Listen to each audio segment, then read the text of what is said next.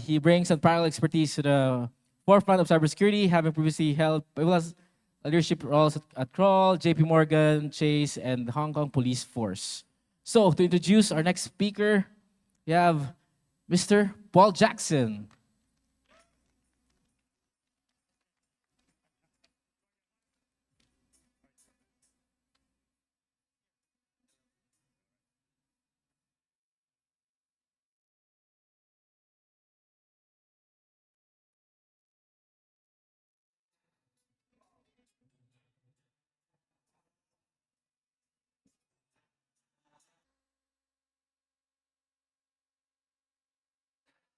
Is it my, so you, you know what? That was on my bucket list to walk on stage one day to do a presentation to ACDC. Now, yeah, I know, right? Most of the presentations I give are in very formal environments, and there's no way on earth I could walk on stage to ACDC song. So that's one ticked off on my bucket list. I've only got 20 minutes with you today, unfortunately, so it's going to be a real speed talk, this one. And I'm going to talk about DF and IR, the thunder and lightning, and how and why the hacking community should be more involved. So let me kickstart this by talking about the situation in the Philippines. Now, this is quite disappointing to me because in the Philippines, I struggle to find good forensic investigators, digital incident response and digital forensic investigators. Why is that? And it's not just me who finds this. So there's an instructor I know for training courses who says he's yet to come across anybody in his beginner or advanced classes who has stood out as a good investigator. And this kind of surprised me, and it got me thinking, why is that the case? And is it in fact true?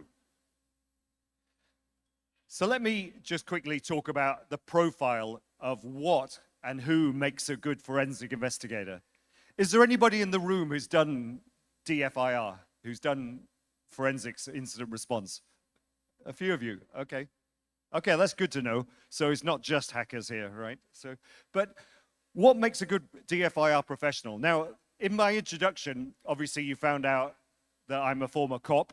No, boo in this environment. But yeah, I'm a former police officer.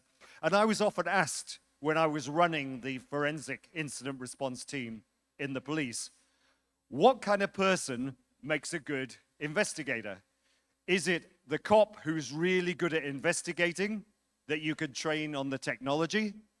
Or is it a computer scientist or a tech expert who you train to be an investigator or investigative mindset? And the answer is not simple. It's a great question.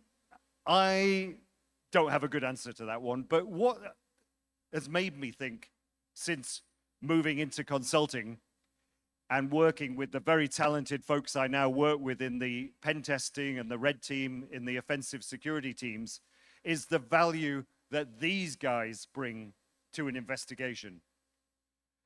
Why is that? Well, let's talk a little bit about what. Well, first, before I do that, I'm going to talk about what DFIR actually is before I drill into what hackers can bring to the table in terms of investigations. So DFIR stands for Digital Forensics and Incident Response. But it's not just one term. This is why I've separated it here. DF is actually very different to IR, right? DF, digital forensics, is more about police work. It's more about, in the private sector, it's more about insider threat, employee investigations. In other words, telling a story from what happened on a computer. So taking that computer, analyzing it, and telling a story about what took place on that computer and who was using it. IR is more about the network attacks, so it's what you guys do. In other words, it's about the hacks. It's about unraveling a hack, and again, trying to tell a story based on the evidence and the available information. So two different skill sets. IR is more about the net logs analysis, network traffic, etc., using EDR tools, whereas DF is more about using static tools. So when it comes to mindset, does a hacker mindset work in DFIR? Now, this is the interesting question because I'm no psychologist, but when I look at my colleagues who work in the OffSec teams, basically, they are the flip side of the same coin, right? They are the ethical side of the hackers, right? So in other words, you are like the adversaries, but hopefully among this room, you're all doing it for good reasons, for testing security. How many here are doing it for the wrong reasons? Oh, several hands. Yeah, very good. Noted. Okay, but basically the flip side of the same coin, right? And I've noticed also that the team love a challenge, right? You all love a challenge. And I tell you what, I get no better satisfaction than when I do a forensic investigation and I find the smoking gun. I solve the problem. I find who was responsible and I've got evidence of what they did. And it's that moment you go, yeah. And it's a great feeling. But it's the same among the hackers, right? When you get root, you know, I could hear the cheers from the next room because it's something that's, you know, you've solved the challenge. There's also an element of gamer mentality. In other words, you know, when you're going through this, it becomes almost like a game. You know, you've got to win. You want to be the winner. You don't want to let the bad guy win. So it's kind of like a gaming mentality. So those are the parts where it fits. And then comes the problems. So then comes the problems of teamwork, communication skills, and attention to detail. Now, that's not something I find very often in the ethical hacker teams. I've got to be honest, right? Now, communication skills, unless it's yo, bro, and yeah, bro, I got root, then it's not very, you're smiling at me, aren't you, JB? You know what I'm saying, right? No, you know, explaining properly and going to court if necessary and explaining evidence and being thorough with documentation, not so much in the hacker mindset, right? But that's where I'm coming to. That's where the thunder and the lightning come together. Because what I find is that when you have teams that involve traditional mindset investigators and you put them together with the ethical hackers, you've suddenly got the secret sauce. You've got the magic solution to having a kind of perfect team. So this is something that I've discovered in my many years. Thank you for pointing out that I've done so many years of experience. But then that brings me on to where should a hacker begin to learn these skills? Because I could tell you right now, they're in high demand. DFIR skills, it's super high demand. And there's not many folks here in the Philippines that do this. We really struggle to hire and find good people who could do DFIR. But I always get asked, where do I start? A DFIR can be a really expensive business. So if you go to SANS, for example, they'll charge you like $7,000 US for attending their forensic training courses. They're brilliant courses, but they cost a fortune. There are, however, several others that are superb. I'm just going to highlight one or two of these. Brett Shavers, if you look him up on LinkedIn, Brett Shavers, superb in his commentary. Eric Zimmerman used to be a colleague of mine. He builds a lot of open source tools called EZ tools. Eric Zimmerman, EZ. You've got Steve Anson. Steve Anson, anybody heard of Steve Anson? Oh, very good. Have you got his book? Do you know where he lives? He lives just around the corner. Yeah, he lives in Clark. But yeah, in Angeles, I think. But yeah, he's written probably the best book on incident response, applied incident response. Great resources. Then you've got a open source DFIR blog, which focuses again on free tools. And you've also got Harlan Carvey, who's written several books on reverse engineering the Windows registry and getting key evidence from the registry. I don't have time to go in. Unfortunately, last time when I gave a presentation on this, I spoke about the need for a hacker mentality when you are reverse engineering Windows.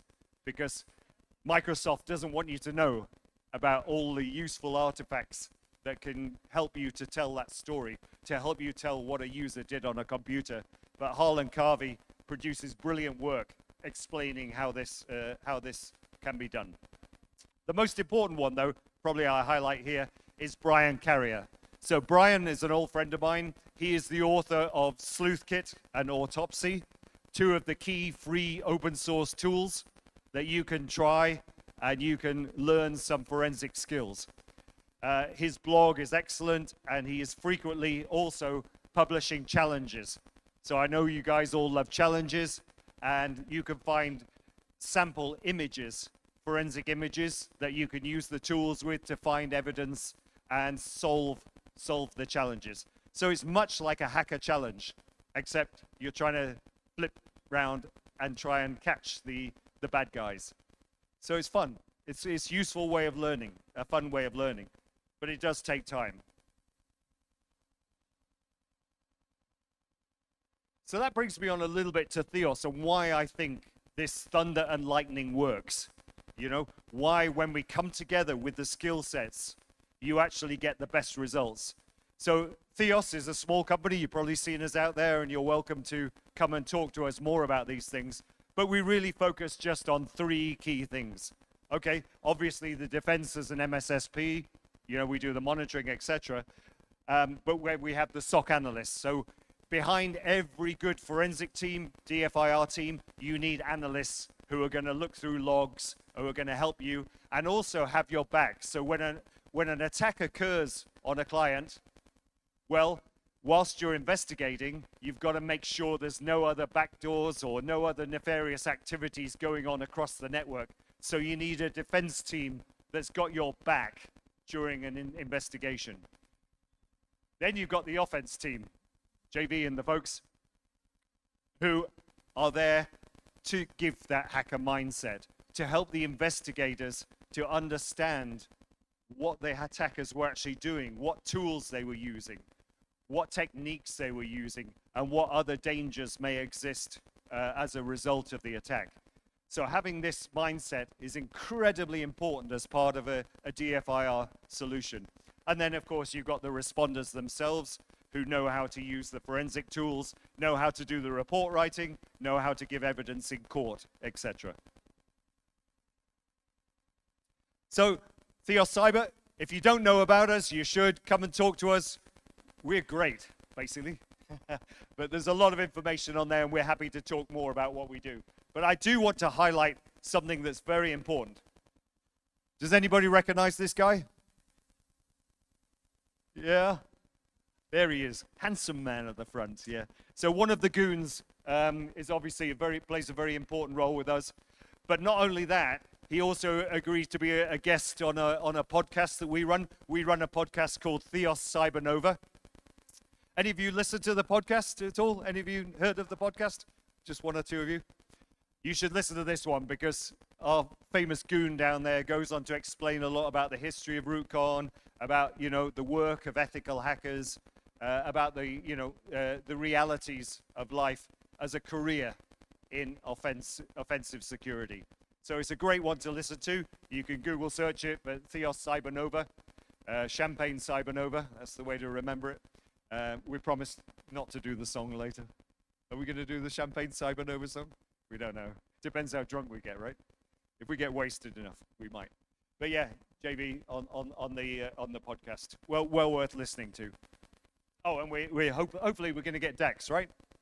Yeah, to do a recording as well. So watch out for an upcoming recording with Dex. And that's it. That's my lightning talk. That's my speed talk. And you didn't even give me a drink, guys. Yeah, what happened to my drink? All right, any questions on DFIR? Any questions from the audience? Yes, Any sir. questions from anyone? Yeah, gentleman at the front. But before the question, of course, a shot for the boss.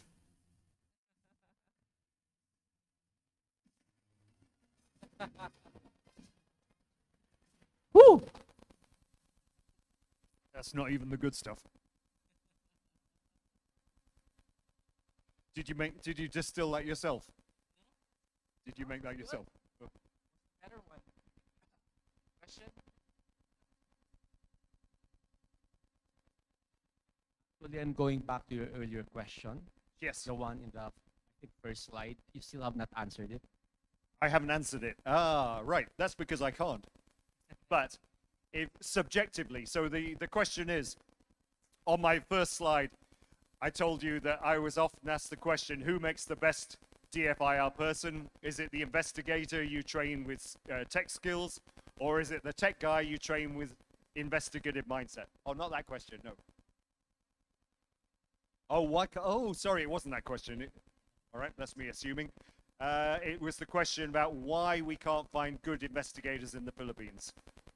I don't know. I mean, why? You tell me. Why is it? So we got a huge conference with 1,300 people attending an offset conference. How many DFIR conferences are there in the Philippines? 0. Right? There isn't that community here. There isn't that sense. Now, here's my theory as well, though, if you'll indulge me. Right? One of the problems the Philippines has is weak enforcement of the laws. Right? So in many countries, if you have a data breach, if your systems are breached, you have to do a proper investigation. You have to, demonstrate the findings to the authorities. Otherwise, there will be severe penalties. Here in the Philippines, there is strong laws, but there is very weak enforcement. Sorry for any cops in the audience, but there's not the stick, right? So that has a knock-on effect, because it means that companies who do DFIR don't get called in, because companies don't want to waste money if they don't feel that they have to do a proper investigation. So in the Philippines, unfortunately, due to weak enforcement, I think when a company gets hacked, they don't do a proper investigation. They do a fairly shallow investigation. Lack of training, there is that, but I think if there was more impetus to actually have the need for DFIR, then the training would follow, and there would be more, people coming in, emerging in this industry. Yeah, well, as I said, there's plenty of resources out there. I put on the slide before that you can find free training. Unfortunately, some of the more sophisticated training, like from SANS, which is very, very good, costs you around 7,000 US dollars. So it's pretty expensive. But it's a great career path. I really encourage any of you to, want to learn more, come and have a chat with us. But it's certainly something I think the Philippines needs more of. And hopefully the community will evolve, and we may yet see a DFIR conference. Is my time up? Are you kicking me off? Oh, no. Yeah, no, this is great. Any other questions from the audience? If not, you're quite happy to come and see us. We got a booth around the corner, and I'll be hanging out. I promise this year not to sing on the stage. No Calbo song. You don't have to, and later we'll see. We'll see. It depends how much tequila you force down me. All right, thank you. Okay, Thanks, everybody. three Thank you. rounds for Paul. Thank you so much, Paul.